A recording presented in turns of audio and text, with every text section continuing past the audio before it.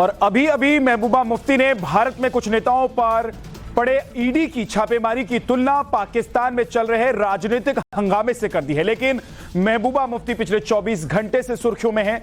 उनके एक वीडियो पर कई मौलानाओं ने सवाल उठाए हैं और इस वीडियो में महबूबा मुफ्ती शिवलिंग पर जलाभिषेक करती हुई दिखाई दे रही हैं। ये वीडियो सही है, लेकिन पाकिस्तान परस्त महबूबा की इस श्रद्धा पर राजनीतिक धार्मिक हर तरह के सवाल उठ रहे हैं। लोग इसे नरेंद्र मोदी की नीतियों से जोड़कर देख रहे हैं। ये सवाल क्यों उठ रहे हैं, किसने उठाए हैं, नवभारत ने इसकी पूरी पड़ताल की है। सवाल पब्लिक का में आज की पहली एक्सक्लूसिव स्टोरी यही है।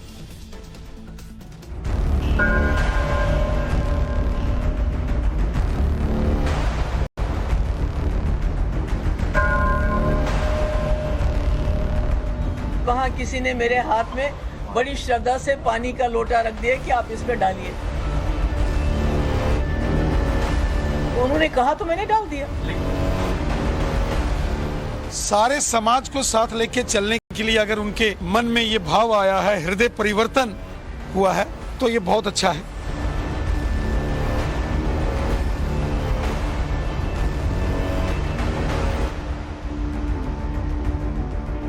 सबका साथ, सबका विकास, यही हमारा सेक्युलरिज्म है। महाकाल, जय जय महाकाल। हिंदू धर्म को पढ़ो, थोड़ा शिव जी को पढ़ो, समझ आ जाएगी बात। महाकाल महादेव, महाकाल महाप्रभु, महाकाल महारुद्र, महाकाल नमोस्तुते।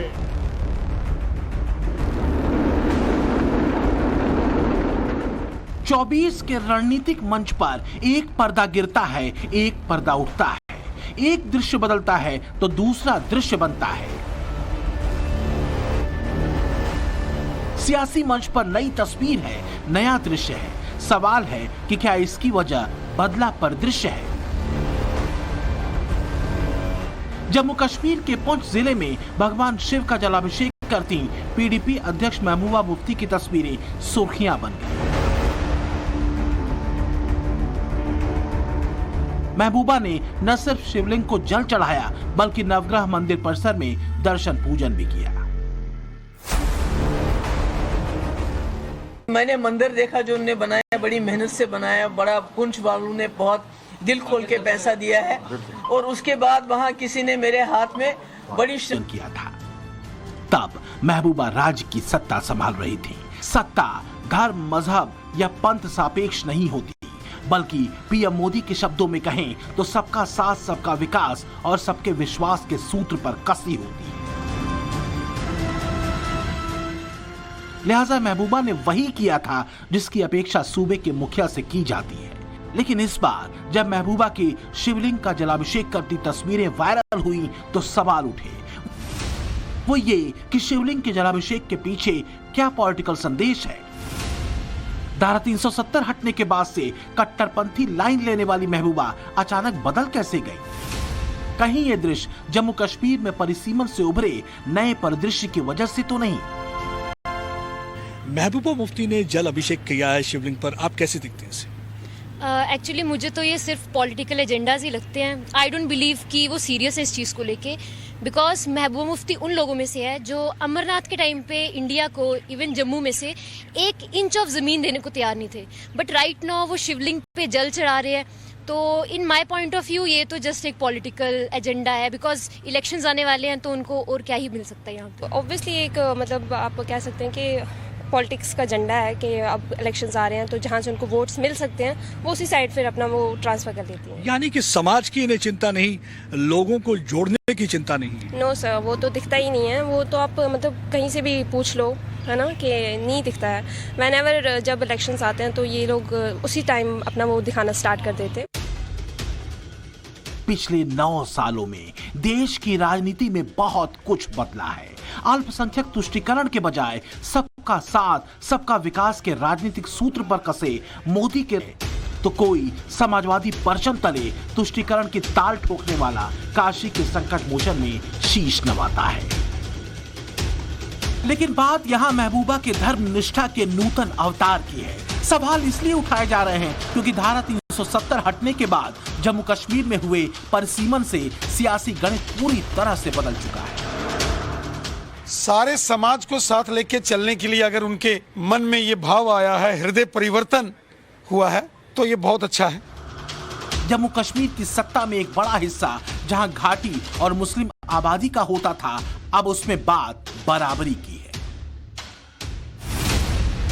दरअसल परिसीमन तब आवश्यक हो गया जब जम्मू और कश्मीर पुनर्गठन अधिनियम 2019 ने विधानसभा में सीटों की संख्या बढ़ा दी। परिसीमन आयोग ने 7 विधानसभा सीटों की वृद्धि की है। जम्मू में 6 सीटों के बढ़ने के बाद अब 43 सीटें हो चुकी हैं, जबकि कश्मीर में 1 सीट बढ़ी है और अब वहां कुल विधानसभा सीटों की संख्या 47 हो गई है। पहले तत्कालीन जम्मू कश्मीर राज्य में 111 सीटें थीं, कश्मीर में 46 और जम्मू में महज 37 और लद्दाख में 4। साथ ही 24 सीटें पाकिस्तान के कब्जे वाले कश्मीर यानी पीओके के लिए आरक्षित। बीजेपी धर्म, पंथ, जात पात के आधार पर भेदभाव नहीं करती है। बीजेपी की स्कीम्स का लाभ सबको मिलता है। सबका साथ, सबका विकास, यही हमारा सेक्युलरिज्म है। सच ये है कि कश्मीर घाटरपंथी लकीर पर खींची जाने वाली सियासत अब बेरंग हो चुकी है। ऊपर से गुलाम नबी आजाद भी एक बड़े दावेदार के तौर पर मैदान में है। अगर आजाद की पार्टी ने 10 सीटें भी जीती तो मुफ्ती अब्दुल्ला परिवार की पारिवारिक रियासत फिर नहीं मिल पाएगी। तो क्या कट्टरपंथी लकीर को छोड़कर मोदी का सबका साथ, सबका विकास का सिद्ध मंत्र महबूबा की मजबूरी बन गया, या फिर ये तस्वीरें सिर्फ दिखाने के लिए हैं? कट्टरपंथी सोच रखने वाली, तालिबानी सोच रखने वाली महबूबा जी कल पुनिश में जाके भगवान शिव की चरणों में जाके वहाँ प्रार्थना करना, वहाँ फूल चढ़ाना और दूध चढ़ाना, ये उन ताकतों के लिए एक मैसेज है और उनके लिए मैसेज है जो कहते थे कि 370 खत्म होने के बाद कुछ नहीं बदला। आप देखिए कट्टरपंथी तालिबानी सोच रखने वाले लोगों की भी अब मानसिकता चेंज हो गई, जैसे कि आपने कल महबूबा जी को देखा। पीडीपी लीडरशिप को इस बात का यकीन हो चुका है कि पार्टी की साख्त ज़मीनी सतह पर ख़त्म हो चुकी है। अब वो मजहब की सियासत पर उतर आई है। जैसे कि हाल ही में पीडीपी सदर जो महबूबा मुफ्ती है, कई मुकामात पर मंदिरों मज़ारों पे जाकर उसने माथा टेक कर आई है और वो लोगों में मजहबी कार्ड अब खेलना चाहती है। लेकिन जम्मू कश्मीर का जो आवाम है वो इस बात से बखूबी बाखबर हो चुका है। 2014 के बाद सबका साथ सबका विकास की कमान पर साधी गई राजनीति ने सिर्फ किरदारों के रंग नहीं बदले हैं, बल्कि कल तक धर्म के जिस रंग को नेति नेति कहते उससे लगातार बचने की कोशिश विपक्षी पार्टियां करती रही हैं, उस रंग के साथ खड़े होने की होड़ अब मची। जय जय महाकाल, जय जय महाकाल। महबूबा मुफ्ती एक नई डिजाइन में आ रही हैं, भारतीयता की तरफ आ रही हैं, अब अपने देश से मोहब्बत करने लगी हैं और उन्होंने भारतीयता को अपना लिया। और मैं मोदी जी को मुबारकबाद दूंगा। इस बात से इनकार नहीं है कि हर धर्म, हर मजहब का सूत्र मानवतावाद है। इस बात से भी परहेज नहीं कि महबूबा क्यों मंदिर में दर्शन को जाती हैं। न दिक्कत इस बात से है कि क्यों राहुल गांधी को अचानक हिंदू धर्म और भगवान शंकर याद आने लगे। राहुल गांधी आपके दिमाग में है, मैंने मार दिया उसको। वो है ही नहीं, मेरे माइंड में है ही नहीं। गया, वो गया। हिंदू धर्म को पढ़ो, थोड़ा शिव जी को पढ़ो, समझ आ जाएगी बात। बात ये समझने की है कि 2014 के बाद से अब तक की राजनीति में विपक्ष ने रंग कितने बदले हैं। और सवाल इस पर है कि तुष्टीकरण की सियासत आज अगर सबका साथ सबका विकास के मंत्र पर आ खड़ी हुई है तो फिर बेहतर क्या है। लेकिन महबूबा की महादेव की भक्ति कट्टरपंथी जमातों के पेट में मरोड़ पैदा कर गई। मजहब इस्लाम में सिर्फ नाम रख लेना काफी नहीं होता, नाम रखने के साथ इस्लाम के रूल्स भी फॉलो करने होते हैं। महबूबा मुफ्ती से जुड़ी इस खबर के बाद अब आपको राहुल गांधी से जुड़ी बड़ी खबर बताते हैं। लंदन से लौटने के बाद राहुल गांधी आज सामने आए, प्रेस कॉन्फ्रेंस की, लेकिन इसमें भी कुछ ऐसा बोल गए कि जयराम रमेश को उन्हें रोकना पड़ गया। राहुल ने ऐसा क्या कह दिया, माफी मांगने को लेकर क्या कहा, संसद चलने देने को लेकर क्या कहा, और सबसे बड़ा सवाल, राहुल को क्या माफी मांगनी ही होगी, नहीं तो संसद नहीं चलेगी? सवाल पब्लिक का में आज दूसरी एक्सक्लूसिव स्टोरी आपको दिखाते हैं।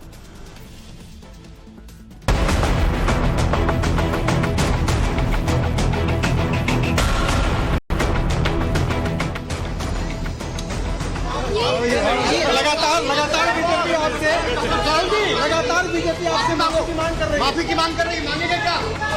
संसद का माइक ऑन है, लेकिन राहुल गांधी पर तूफान है। माफी मांगो, माफी की मांग कर रही है, मांगेगा क्या? राहुल जी माफी मांगेगा क्या? संसद सत्र शुरू होने के चौथे दिन लंदन से वापस लौटे राहुल गांधी संसद आए जरूर, मगर गुरुवार को तो संसद में फिर हंगामा हुआ। मैं सदन चलाना चाहता हूं, आपको भी मैं अवसर दूंगा। सदन की कार्रवाई 2 बजे तक के लिए स्थगित की जाती है। लिहाजा राहुल ने संसद के अपने साथियों के साथ तस्वीरें खिंचाकर ही अपनी अटेंडेंस लगा दी।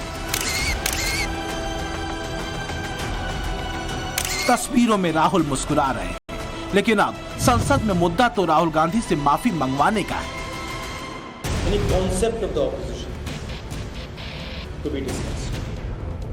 लंदन में राहुल गांधी ने आरोप लगाया था कि संसद में उनका माइक ऑफ कर दिया जाता है। संवैधानिक संस्थाओं पर पहरे लगे हैं, यूरोप और अमेरिका चुप।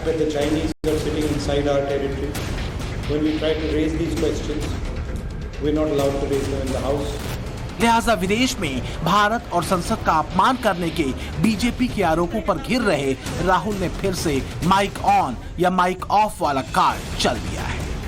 Rahul sir, do you want to say something, sir? Government is demanding for your apology, sir. Yeah, if they allow me to speak in parliament, then I will say what I think. वैसे Rahul Gandhi London से लौटते ही Lok Sabha speaker Om Birla से मिले हैं और BJP के आरोपों पर जवाब देने के लिए संसद में समय मांगा है, लेकिन विक्टिम कार्ड वही कि मेरा माइक ऑफ हो जाएगा। होपफुल हूं कि शायद कल मुझे बोलने दें, क्योंकि मैं अपनी बात रखना चाहता हूं, मगर पक्का नहीं मालूम। सरकार और प्रधानमंत्री जो अदानी जी का मुद्दा है उससे डरे हुए हैं और इसीलिए उन्होंने ये पूरा तमाशा प्रिपेयर किया है। तो सुन लिया आपने, राहुल गांधी का दावा है कि अडानी मामले पर उनके बयानों से सरकार डरी हुई है, प्रधानमंत्री डरे हुए हैं। राहुल गांधी का दावा है कि उनसे माफी की मांग तो बस अडानी से ध्यान भटकाने की कोशिश पर है, लेकिन ये दावा करते करते राहुल गांधी के साथ एक अजब ट्रेजेडी हो गई। मंच कांग्रेस का था, माइक ऑन तो था ही, माइक सही भी था। अडानी पर बतौर सांसद पहले संसद में ही अपनी बात रखूंगा, ये बात कहने की कोशिश में राहुल गांधी की जुबान भी अटपटा गई। राहुल बोल गए, अनफॉर्चुनेटली मैं सांसद। I would like to go into the details with you. Unfortunately, I'm a member of parliament and I'm hopeful that I will be allowed to speak in parliament. Mike की प्रॉब्लम है या लोकतंत्र खतरे में, यहाँ तो ये वाला एक्सक्यूज नहीं दे सकते थे। Unfortunately, I'm a member of parliament. लिहाजा राहुल गांधी के बगल में बैठे कांग्रेस के संचार महासचिव जयराम रमेश ने उन्हें बयान दुरुस्त कर लेने की नसीहत भरी प्रेस वार्ता में देने में देर नहीं। Unfortunately, I'm a member of parliament. You can make a joke saying that unfortunately for you, but unfortunately for me. Rahul Gandhi ने प्रेस वार्ता में अपना बयान सही कर भी लिया, लेकिन राग दरबारी यही कि लोकतंत्र पर संकट है। I want to make it clear. Unfortunately for you, I'm a member of parliament, and as the allegation has been made in parliament by 4 ministers, it is my right to have the opportunity. It's my democratic right.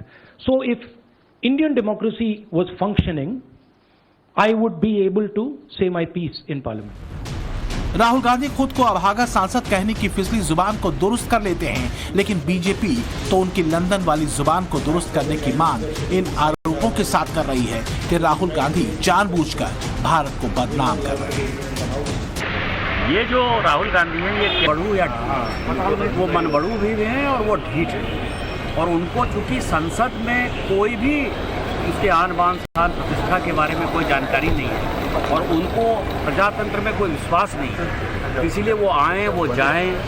Casual leader के बारे में क्या बात है? BJP अगर राहुल गांधी से माफी की मांग कर रही है तो विपक्ष में है दम वाली पिक्चर परफेक्ट कांग्रेस की अगुवाई में कहीं विपक्ष दल भी दिखा रहे हैं।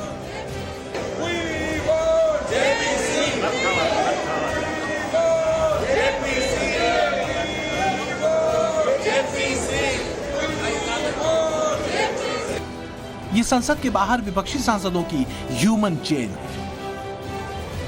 कांग्रेस अध्यक्ष मल्लिकार्जुन खड़गे खुद इस ह्यूमन चेन में शामिल हैं। अडानी मुद्दे पर जेपीसी की मांग पर संसद के बाहर विपक्षी सांसदों ने तूफान उठा रखा है। और तुर्रा यही कि अडानी पर जब राहुल गांधी बोलते हैं तब सरकार डर जाती है।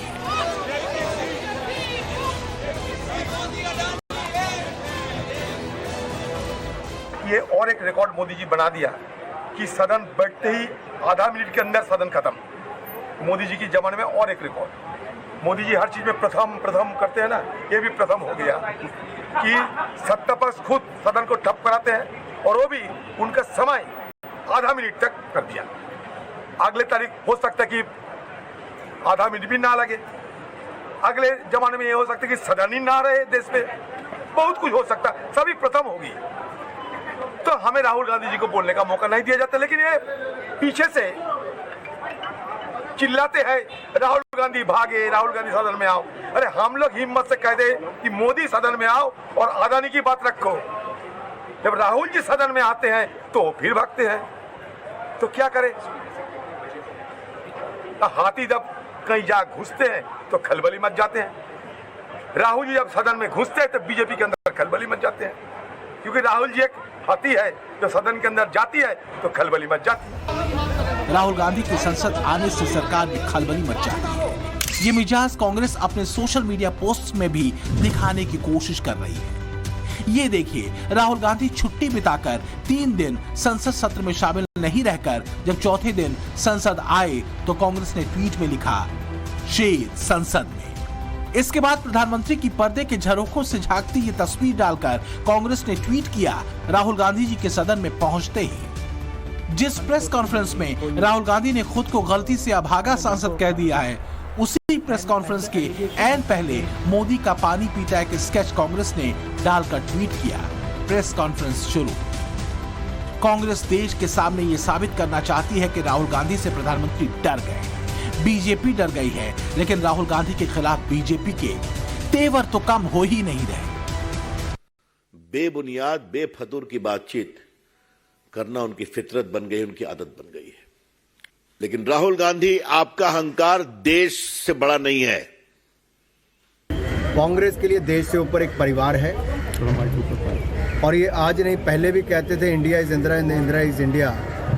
वो अभी भी इनके लिए वही चल रहा है। जितना भी एंटी इंडिया फोर्सेस के गैंग मेंबर्स हैं वो एक लाइन में बात करते हैं, जो श्रीमान राहुल गांधी बोलते हैं वही भाषा भारत के अंदर और भारत के बाहर जितना भी देश के विरोध में काम करते हैं वही भाषा बोलते हैं। वो आजकल हिंडनबर्ग रिपोर्ट के बाद राहुल गांधी ने अडानी का मुद्दा उठाया। बजट सत्र के पहले सेशन से ही संसद में उस पर हंगामा शुरू हो गया, लेकिन बजट सत्र का दूसरा चरण आते आते राहुल गांधी खुद मुद्दा बन गए। क्या 4 दिनों के बाद शुक्रवार को संसद की हालत तो राजनीति ने ऐसी कर रखी है जैसा कि अडानी मुद्दे पर दूल्हा बनकर विरोध करने आए इस कांग्रेसी कार्यकर्ता की हो रही है। क्या जनता के मुद्दों पर जिम्मेदारियों को भी बैरिकेड के इस पार से उस पार वॉलीबॉल की तरह उछाल देने जैसी नौबत आ गई है? दिल्ली से रंजीता झा के साथ bureau report, times now, Navbharat.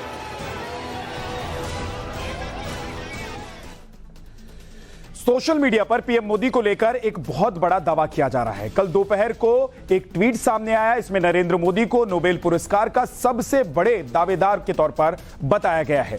दावे के मुताबिक इस साल का Nobel peace prize PM Modi को मिल सकता है। हजारों लोग ऐसी पोस्ट लिखने लगे।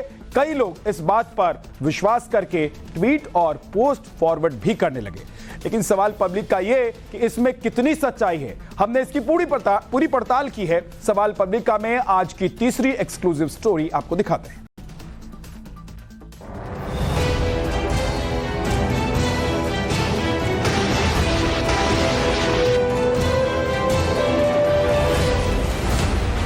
क्या प्रधानमंत्री नरेंद्र मोदी को मिलेगा शांति का नोबेल?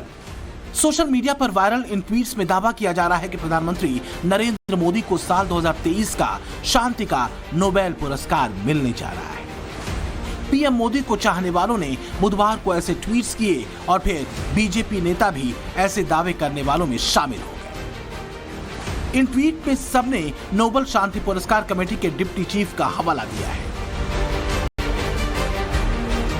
साल 2019 में नोबेल शांति पुरस्कार के सबसे तगड़े दावेदार प्रधानमंत्री नरेंद्र मोदी थे। हालांकि इथियोपिया के प्रधानमंत्री अबी अहमद को ये पुरस्कार मिला। एक बार फिर शांति पुरस्कार के लिए मोदी के आसपास कोई नहीं है। इस बात की दावेदारी बातों बातों में कमेटी के मेंबर ने ही खुद कर दी। चूंकि बात दुनिया के सबसे बड़े शांति पुरस्कार की है और देश के सबसे लोकप्रिय नेता का नाम लिया जा रहा है, लिहाजा हमने इस दावे को सच्चाई की कसौटी पर परखने का फैसला लिया और नोबेल शांति पुरस्कार कमेटी के डिप्टी चीफ एस्ले टोजे तक पहुंचे। टाइम्स नाउ नव भारत संवाददाता सुनीता झा ने एस्ले टोजे से वो सारे सवाल पूछे जो सोशल मीडिया पर वायरल ट्वीट्स में दावे के तौर पर सामने आ रहे हैं और नोबेल के शांति पुरस्कार से जुड़े हैं। सुनिए उन्होंने इस पर क्या कहा। I haven't noticed the peace all over the world, but I have noticed that Prime Minister Modi has intervened on a positive note in the Ukraine crisis, warning Russia against using nuclear weapons. And I'm obviously very happy to see that. I think any responsible leader in the world should give this message, and it's all the more important when it comes from a powerful country like India. And I believe the message was heard in Moscow and it was well received.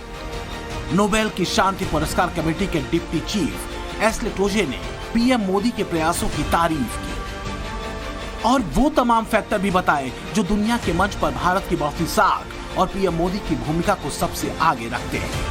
फिर चाहे वो रूस Ukraine का मसला हो या आतंकवाद या फिर कोविड के दौर में पीएम मोदी की दुनिया के कई गरीब मुल्कों को दी गई मुफ्त वैक्सीन हो। 8 मिनट की लंबी बातचीत के दौरान हमने वो सवाल भी एस्ले टोजे से पूछा जो सोशल मीडिया में आग की तरह फैल रहा है, यानी पीएम मोदी को शांति के नोबेल का सबसे बड़ा दावेदार बताया जाना। सुनिए उन्होंने क्या कहा। Peace is concerned, how do you rate Modi ji? Once again. Well, I couldn't possibly comment because as a member of the Nobel Committee we never comment upon the prospects of any candidate for the Nobel Peace Prize. And I think for me, coming to India has been a learning experience. Asle Toje ने प्रधानमंत्री मोदी की दावेदारी पर सीधे तौर पर कोई टिप्पणी नहीं की, लेकिन इस समय जो उनका दौरे की टाइमिंग है वो बहुत चर्चा पर है और कई राष्ट्राध्यक्षों ने प्रधानमंत्री की इस बीच बहुत तारीफ की है। नोबेल पीस प्राइज का सिलेक्शन प्रोसीजर भी जारी है। नॉर्वे के ओस्लो में नोबेल के शांति पुरस्कार का ऐलान किया जाता है, जबकि बाकी नोबेल स्वीडन के स्टॉकहोम में अनाउंस किए जाते हैं। तो नॉर्वेजियन नोबेल कमेटी सितंबर से दावेदारों के नामांकन लेना शुरू करती है और ये प्रक्रिया 31 जनवरी तक चलती है। 1 फरवरी को शांति पुरस्कार के लिए सारे नाम नोबेल कमेटी को भेज दिए जाते हैं और फिर मार्च महीने में कमेटी इन दावेदारों के काम को समझती देखती है। मार्च से अगस्त महीने इन दावेदारों का रिव्यू किया जाता है और अक्टूबर में नोबेल प्राइज विनर का नाम वोटिंग के आधार पर तय कर दिया जाता है। दिसंबर में ये नोबेल पीस प्राइज विजेता को पुरस्कार दिया जाता है, जिसमें एक मेडल होता है, प्रमाण पत्र होता है और डॉक्यूमेंट होते हैं। इस पुरस्कार के लिए आमतौर पर एक साल में 200 नाम आते हैं और मार्च महीने से इनके नाम और वजह का आकलन किया जाता है। लिहाजा नोबेल पीस प्राइज कमेटी के मेंबर का मार्च महीने में भारत आना सोशल मीडिया पर वायरल इन ट्वीट्स को हवा दे रहा है। गौर करने वाली बात यह है कि इस दौरान पीएम मोदी के 2 भाषणों का खूब जिक्र हो रहा है या उन्हें सुना जा रहा है, जो उन्होंने युद्ध और शांति को लेकर दिए थे। आज का युग युद्ध का है नहीं, और हमने फोन पर भी कई बार आपसे इस विषय में बात की है कि डेमोक्रेसी और डिप्लोमेसी और डायलॉग, ये सारी बातें ऐसी हैं कि जो दुनिया को एक स्पर्श करती है। आने वाले दिनों में शांति के रास्ते पर हम कैसे बढ़ सके, उसके विषय में जरूर आज हमें चर्चा करने का मौका मिलेगा। हम उस देश के वासी हैं जिसने दुनिया को युद्ध नहीं, बुद्ध दिए हैं, शांति का संदेश दिया है। इसमें कोई शक नहीं कि पीएम मोदी ने बीते सालों से दुनिया में शांति कायम करने के लिए जो प्रयास किए हैं वो काबिले तारीफ है। खासकर रूस यूक्रेन युद्ध में उनकी भूमिका बेहद वजनदार रही है। इसलिए पुतिन से लेकर फ्रांस के राष्ट्रपति इमैनुअल मैक्रोन और अमेरिका से लेकर ब्रिटेन तक सबने पीएम मोदी की शांति नीति की तारीफ की है। To cope with these challenges, Narendra Modi, the Prime Minister of India, was right when he said the time is not for war. It is not for revenge against the West or for opposing the West against the East. It is the time for a collective time for our sovereign equal states to cope together with challenges we face. It was Prime Minister Modi who told Putin to his face, and I quote, "I know that today's era is not the era of war." दुनिया के अलग अलग मंचों पर PM Modi को world leader बताया जा चुका है, मगर कहीं भी ऐसा कोई भाषण नहीं दिखा जिसमें मोदी को शांति का नोबेल पुरस्कार दिए जाने पर मुहर लगाई गई हो। ऐसे में हमारे मन में एक और सवाल था, वो ये कि कहीं नोबेल कमेटी ने आधिकारिक तौर पर मोदी की दावेदारी को पुख्ता तो नहीं बता दिया। हमने इसके लिए नोबेल प्राइज के ट्विटर हैंडल को खंगाला तो कहीं भी पीएम मोदी का नाम, उनकी तस्वीर नहीं दिखी। साथ ही कमेटी के सभी 6 मेंबर की तरफ से कोई आधिकारिक पुष्टि करने वाली प्रतिक्रिया नहीं थी। हमने नोबेल कमेटी से जुड़े कई इंटरव्यू सोशल मीडिया पर सर्च किए, कई बहस देखी जिनमें दावेदारों के क्राइटेरिया का जिक्र तो है मगर पीएम मोदी की चर्चा नहीं, क्योंकि विजेताओं का नाम नियमों के मुताबिक सीक्रेट रखा जाता है। ऐसे में ये कहा जा सकता है कि पीएम मोदी को नोबेल के शांति पुरस्कार के लिए सबसे बड़ा दावेदार बताए जाने का दावा आंशिक सच और बहुत ज्यादा झूठ है। आंशिक सच इसलिए क्योंकि पीएम मोदी शांति के पक्षधर जरूर हैं और उनकी पहल से ऐसा हुआ भी है, जबकि इस दावे को इसलिए झूठा माना जा सकता है क्योंकि नोबेल कमेटी के डिप्टी चीफ ने ऐसा बयान नहीं दिया और ना ही आधिकारिक तौर पर इसकी पुष्टि की गई। फिलहाल इसके लिए इंतजार करना होगा अक्टूबर महीने तक, तभी क्लियर होगा कि पीएम मोदी को इस साल का शांति का नोबेल पुरस्कार मिलेगा या नहीं। अगर अक्टूबर महीने में नोबेल कमेटी मोदी के नाम पर मुहर लगाती है तो इस पुरस्कार को पाने वाले वो मदर टेरेसा और कैलाश सत्यार्थी के बाद तीसरे भारतीय बन सकते हैं। और अगर ऐसा हुआ तो नाटू नाटू के बाद भारत के नाम एक और उपलब्धि जुड़ जाएगी।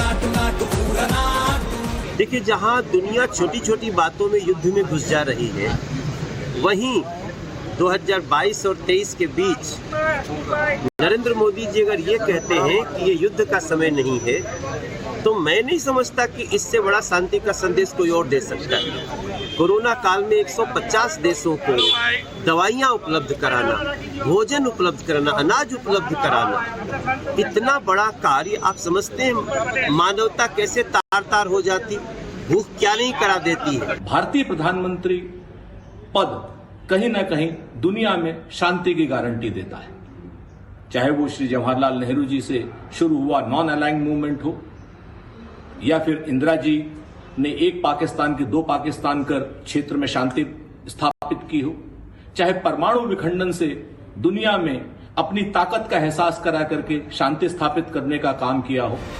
बहरहाल सोशल मीडिया पर वायरल इस दावे पर आप भी आंख मूंद कर यकीन न करें, 7 महीने का इंतजार करें। दिल्ली से सुनीता झा के साथ bureau report, times now, Navbharat.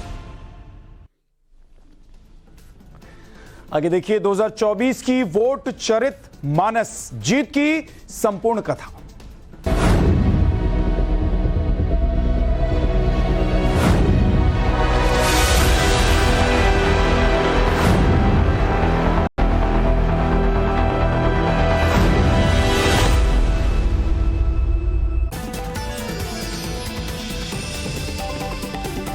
प्रधानमंत्री नरेंद्र मोदी कई मंचों से 2024 के लिए मिशन 400 दोहरा रहे हैं। क्या यह दावा सच साबित हो सकता है? अगर आप नरेंद्र मोदी का स्ट्राइक रेट देखें तो 2014 में जो उन्होंने कहा वो पूरा हुआ, 2019 में जो उन्होंने कहा वो भी कमोबेश पूरा हुआ। यूपी में दूसरी बार सरकार को लेकर उन्होंने जो दावा किया वो भी कमोबेश पूरा हो गया। तो क्या 2024 में भी उनका दावा पूरा हो जाएगा? अगर ऐसा होगा तो मुद्दा क्या होगा जिस पर मोदी स्ट्राइक करेंगे? सबसे बड़ा मुद्दा राम मंदिर होगा। उसे लेकर आज बड़ा ऐलान हुआ। क्या कहा गया? सवाल पब्लिक का में आज की चौथी एक्सक्लूसिव स्टोरी यही है।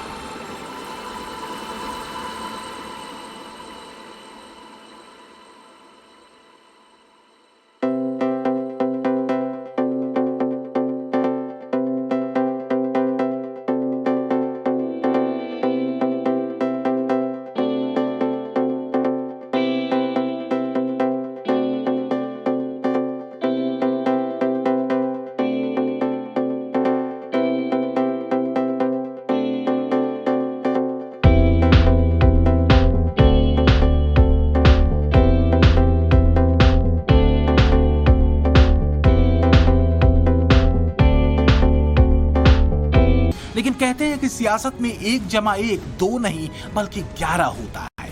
भव्य राम मंदिर को भी इस चश्मे से देखा जा रहा है। इसके मायने और मतलब हम आपको आगे समझाएंगे। मंदिर निर्माण से विराजमान तक का एक अपडेट दिखाएंगे। देखिए, राम जन्मभूमि निर्माण क्षेत्र से आया ये लेटेस्ट वीडियो है जो इस बात का प्रमाण है कि राम मंदिर निर्माण का 70% काम पूरा हो चुका है। निर्माण स्थल पर अलौकिक झलक दिखने लगी है। इस वीडियो को मंदिर ट्रस्ट ने शेयर किया है। इसके अलावा मंदिर निर्माण की साइट से कुछ दिव्य तस्वीरें भी शेयर की गई हैं। धनुष की आकृति और उस पर सूर्य विराजमान। ये दिव्य और अलौकिक तस्वीर भी श्री राम जन्मभूमि मंदिर निर्माण स्थल की ही है। इस तस्वीर को शेयर करते हुए श्री राम जन्मभूमि तीर्थ क्षेत्र ने रामचरितमानस की चौपाई भी लिखी है। मन मुस्काई भानुकुल भानु, राम सहज आनंद निधानु, बोले बचन बिगत सब दूषण, मृदु मंजुल जनु बाग विभूषण। अर्थात सूर्य कुल के सूर्य स्वाभाविक ही आनंद निधान श्री रामचंद्र जी मन में मुस्कुराकर सब दूषणों से रहित ऐसे कोमल और सुंदर वचन बोले जो मानो वाणी के भूषण ही थे। श्री राम जन्मभूमि कंस्ट्रक्शन साइट से आई एक और तस्वीर पर उकेरा हुआ है श्री राम 2023। एक और तस्वीर में मंदिर का भव्य गेट दिख रहा है। पत्थरों पर की गई नक्काशी मन मोह रही है। टाइम्स नाउ नवभारत के पास मंदिर निर्माण की जो तस्वीरें हैं उसमें राम मंदिर अभी से ही दिव्य, भव्य और अलौकिक नजर आ रहा है।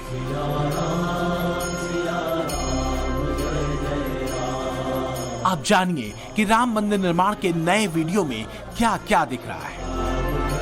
सिंह द्वार से राम मंदिर में प्रवेश के लिए 32 में से 28 सीढ़ियों को बना दिया गया है। भूतल निर्माण में गर्भगृह पर 20 फीट ऊंची दीवार और 5 मंडपों के लिए 166 पिलर खड़े किए जा चुके हैं। रामनवमी के बाद इन पत्थरों को बीम से जोड़ने का काम शुरू हो जाएगा और अब मंदिर का गर्भगृह भी आकार लेता हुआ दिखाई दे रहा है।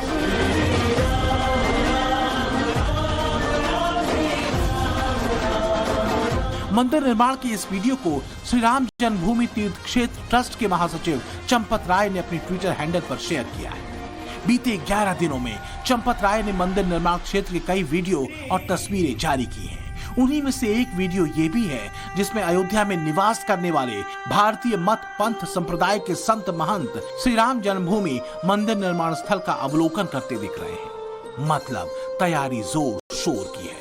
राम भक्तों का सपना साकार होता दिख रहा है। शिलान्यास के बाद प्रधानमंत्री नरेंद्र मोदी रामलला को भव्य राम मंदिर में विराजमान करेंगे। श्री राम जन्मभूमि तीर्थ क्षेत्र के कोषाध्यक्ष स्वामी गोविंद देव गिरी महाराज ने कहा है कि मंदिर का निर्माण कार्य जोरों पर चल रहा है। जनवरी 2024 के तीसरे सप्ताह में रामलला की मूर्ति को मूल स्थान पर प्रधानमंत्री नरेंद्र मोदी के हाथों स्थापित किया जाएगा। देवेंद्र गिरी ने यह भी जानकारी दी कि रामलला के मंदिर में विराजने के बाद भी मंदिर निर्माण का काम जारी रहेगा। फिलहाल गर्भगृह पहली मंजिल पर काम पूरा करना और जनवरी 2024 से पहले दर्शन की व्यवस्था करने का लक्ष्य निर्धारित है। 2023 दिसंबर तक गर्भगृह बनकर पूरा हो जाएगा और उसको अंतिम स्वरूप दिया जाएगा और इसके साथ ही साथ 2024 की जनवरी में रामलला को यहाँ पर विराजमान उन्हें यहाँ पर कर दिया जाएगा। यहाँ पर उनकी प्राण प्रतिष्ठा के साथ में उनकी तस्वीर जो है वो यहाँ पर नजर आएगी। भव्य मंदिर में रामलला के विराजमान होने की शुभ तिथि आ गई है। प्रधानमंत्री मोदी के दोबारा अयोध्या आने की सूचना भी मिल चुकी है। ये सब सुनकर संत समाज में खुशी की लहर दौड़ पड़ी है। ट्रस्ट के लोगों ने जानकारी दिया है कि 2024 तक भव्य दिव्य राम जन्मभूमि मंदिर का गर्भगृह बन के तैयार हो जाएगा। उसमें भगवान को प्राण प्रतिष्ठित किया जाए। प्रधानमंत्री जी के ही द्वारा भगवान राम को अपने जगह पर मूल जगह पर स्थापित करने का अवसर देश के यशस्वी प्रधानमंत्री जी को मिलेगा। हम लोगों में अपार उत्साह है, साधु संतों में खुशी है। जिस प्रकार से विगत कई सौ वर्ष के संघर्ष के बाद ऐसा क्षण, ऐसा अवसर, ऐसा पल हर हिंदू जनमानस को मिलने वाला है। अब आपको अयोध्या में भव्य मंदिर निर्माण का पूरा अपडेट बता देते हैं। दिसंबर 2023 में ग्राउंड फ्लोर बनकर तैयार हो जाएगा।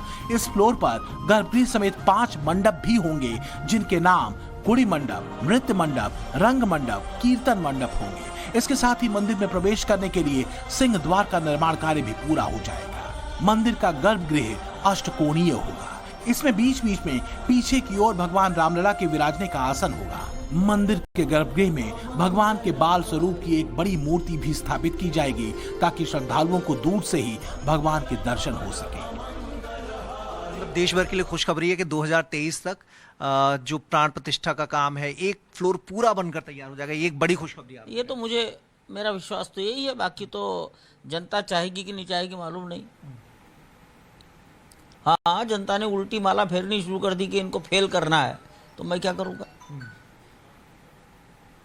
हमारा विश्वास है। तो राम के भक्तों के लिए बड़ी खबर ये है कि 2023 तक एक फ्लोर का काम पूरा हो जाएगा और मंदिर में प्राण प्रतिष्ठा भी तिथि के हिसाब से कर ली जाएगी। तो सुना आपने, दिसंबर 2023 तक भगवान राम का गर्भगृह बनकर तैयार होगा। प्रथम स्थल बनकर तैयार हो जाएगा और जनवरी 2024 यानी मकर संक्रांति के बाद गर्भगृह को भक्तों के लिए खोल दिया जाएगा। इसी दिन के लिए राम भक्तों ने विगत 500 वर्षों से प्रयास किया, पीढ़ियों ने प्रयास किया, संघर्ष किया, कितनी लोगों ने अपने जान को निछावर कर दिया और वह शुभ घड़ी आने वाली है। राम मंदिर राष्ट्र मंदिर है और राम मंदिर जो है जिस दिन प्रभु श्री रामलला अपने भव्य दिव्य गर्भगृह में विराजमान होंगे उस दिन से सतयुग की शुरुआत हो जाएगी, रामराज की शुरुआत हो जाएगी, भारत विश्वगुरु बन जाएगा। आज दुनिया के कोने कोने से लोग रामलला का दर्शन करना चाहते हैं। अयोध्या में राम मंदिर भक्तों के लिए खोल दिया जाएगा। इसके बाद मंदिर के दूसरे तल पर निर्माण कार्य शुरू होगा। यहाँ पर राम दरबार के अलावा माता अन्नपूर्णा, भगवान शंकर, बजरंगबली के मंदिर समेत कई मंदिर बनाए जाएंगे। मंदिर में एक तीसरा फ्लोर भी बनेगा लेकिन इस पर श्रद्धालुओं की एंट्री नहीं होगी। मंदिर का शिखर 161 फीट ऊंचा होगा।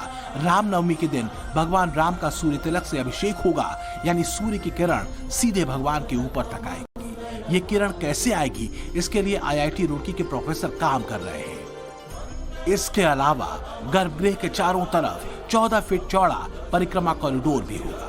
मंदिर का प्रवेश द्वार पूर्व दिशा में और निकास द्वार दक्षिण में होगा। राम मंदिर निर्माण के बीच शालिग्राम शिला की भी चर्चा काफी हुई, लेकिन नेपाल से लाई गई शालिग्राम शिलाओं को लेकर अभी असमंजस की स्थिति है। श्री राम जन्मभूमि ट्रस्ट इन शिलाओं का परीक्षण करा रहा है कि इनसे मूर्ति बनाई जा सकती है या नहीं। बहरहाल राम भक्तों को सबसे ज्यादा भव्य मंदिर में रामलला के दर्शन का इंतजार है। उस घड़ी का इंतजार है जब प्रधानमंत्री मोदी और उत्तर प्रदेश के मुख्यमंत्री योगी आदित्यनाथ एक बार फिर से राम जन्मभूमि स्थल पर होंगे। प्रधानमंत्री मोदी रामलला को अलौकिक मंदिर में विराजमान करेंगे।